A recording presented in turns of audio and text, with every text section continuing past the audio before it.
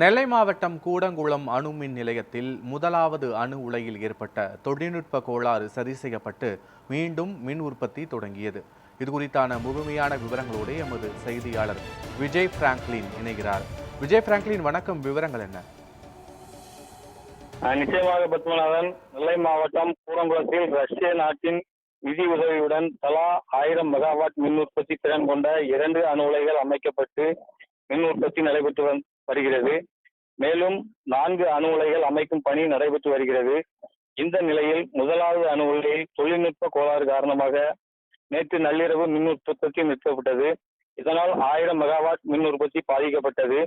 இந்த நிலையில் முதலாவது அணு உலையில் ஏற்பட்ட தொழில்நுட்ப கோளாறு சரி செய்யப்பட்டு மீண்டும் மின் உற்பத்தி தொடங்கியது. தற்போது 760 மெகாவாட் மின் உற்பத்தி நடைபெற்று வருகிறது. இன்னும் ஓரிரு நாட்களில் முழு உற்பத்தி திறனான 1000 மெகாவாட் மின் உற்பத்தி இலக்கை அடையும் என அணுமின் நிலைய வட்டார தகவல் தெரிவிக்கின்றது. பத்மநாதன், விவரங்களுக்கு நன்றி விஜய் பிராங்க்லின்.